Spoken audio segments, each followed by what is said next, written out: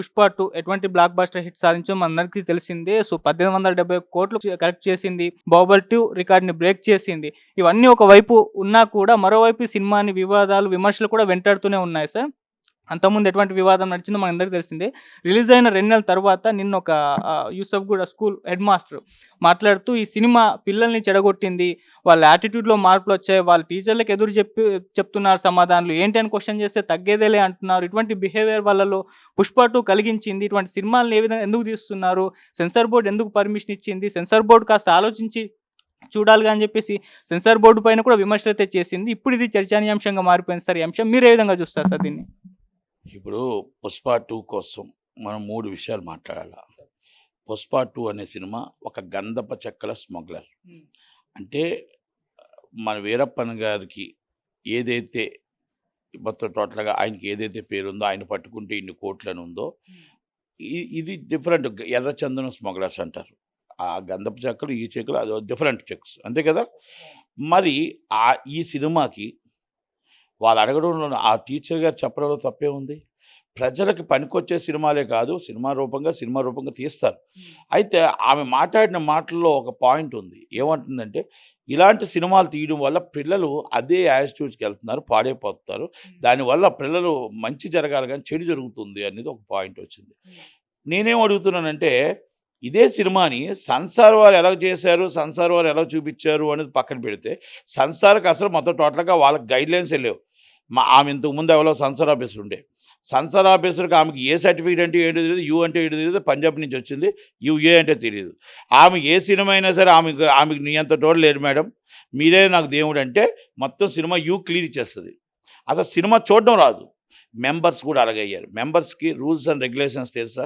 ఊ అంటావా మామ, ఊ అంటావా దానికి ఆ సాంగ్‌కి ఎవరైనా సర్టిఫికేట్ ఇస్తారా? అంటే ఇలా ఎన్నో ఉన్నాయి. అంటే మనకి ఎప్పుడైతే రక్తం కనబడుతుందో ఏ సర్టిఫికేట్ ఇవ్వాలా? రక్తం కనబడితే ఏ సర్టిఫికేట్ ఇవ్వాలా? మొత్తం రక్తం బ్లర్ చేయాలా? ఇయన్నీ చాలా రూల్స్ అనేవి బుక్ చదువుకోమనండి ఈ సెన్సార్ ఆఫీసర్‌ని. పోనీ ఆళ్ళని వదిలేద్దాం. అక్కడ వాళ్ళు తప్పు చేశారంటే, మళ్ళా నేషనల్ కమిటీ నేషనల్ అవార్డ్ ఎలాగిస్తారండి? మీరొక్కసారి నేనేమంటానంటే, నేను అడిగితే చాలామంది మీరు 'రామ్ చరణ్' గారి సూపర్ ఫ్లాప్ సినిమా అంటే ఫ్లాపులు, హిట్లు ఉండవండి. సబ్జెక్ట్ బట్టి సినిమా ఉంటుంది. సందర్భం బట్టి సినిమా ఉంటుంది. ఆ సందర్భం 'పుష్ప 2' అంటే గంధపు చెక్కల ఒక విలన్. అంటే మనకు ప్రజలకు పనికొచ్చే సినిమా కాదది. థియేటర్‌కి పనికొచ్చే సినిమా అవ్వచ్చు. అది అది ఫుల్ కమర్షియల్ మూవీ అవ్వచ్చు. కానీ గవర్నమెంట్‌కి వ్యతిరేకంగానే ఉన్న సినిమానది. ఎందుకంటే మన పోలీసు వాళ్ళని మనం కట్టినా ఒక స్మగ్లింగ్ చేస్తుంది. స్మగ్లింగ్ అనేది మన పోలీసు వాళ్ళకి వ్యతిరేకంగా సినిమా. దట్ ఈస్ గవర్నమెంట్‌కి యాంటీ. అలాంటి దానికి అవార్డ్ ఇచ్చారంటే కమిటీ మెంబర్‌లు ఏమనాలి? ఈ బోర్డు మెంబర్లు ఏమనాలి? వాళ్ళు సినిమా చూసి ఇచ్చారా? చూడకుండా ఇచ్చారా? Number 1. Number 2 point, game changer కోసం నేను అడిగా. ఏమండి నేషనల్ అవార్డ్ సినిమా ఇది. సినిమా ఫ్లాప్ అనొద్దు, హిట్ సినిమా. ఇది అరవింద్ గారు మాత్రం ఫ్లాప్ అంటున్నారు. కరెక్ట్ కాదు. ఇది దిల్ రాజు గారు కూడా ఫ్లాపే అంటున్నారు. ఇది హిట్ సినిమా అని చెప్పాను. హిట్ సినిమా నేను చెప్పడానికి దాంట్లో గంధపు చెక్కల నుంచి మొత్తం టోటల్‌గా సీఎంనే మార్చేసే పరిస్థితి కొన్ని క్యారెక్టర్స్ ఉన్నాయి. దీంట్లో ఏముందో తెలుసా? రాజకీయం అంటే ఎలా ఉండాలి? పోరాటం అంటే ఎలా ఉండాలి? పోరాట యోధుడంటే ఎలా ఉండాలి?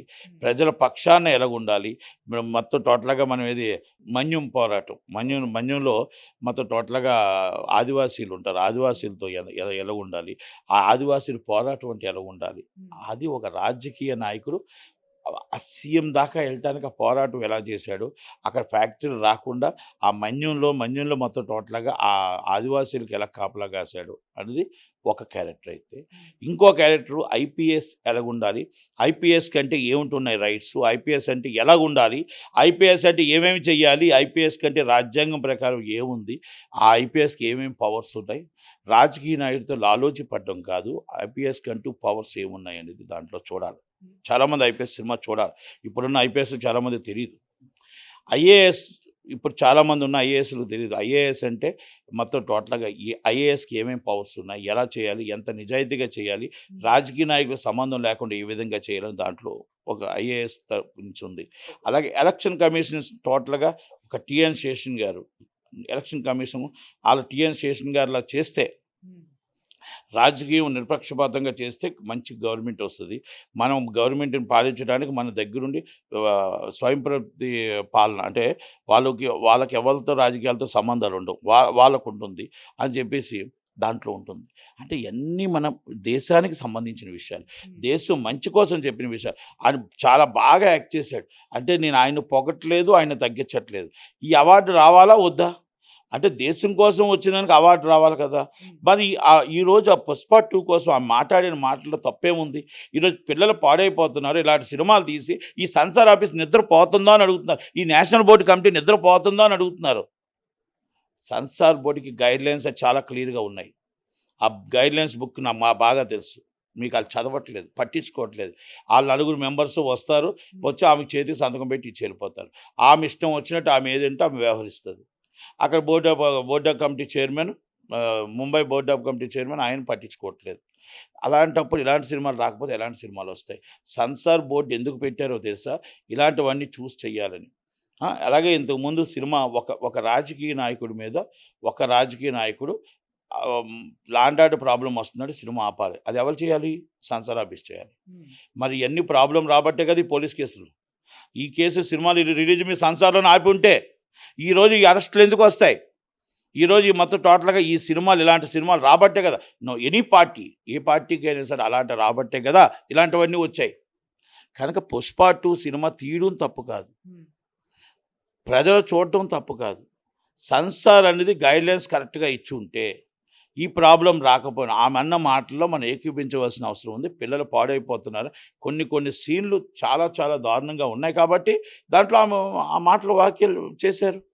ఆమె కాదు, ఆమె టీచర్, ఉపాధ్యాయురాలు, ఆమె టీచరు.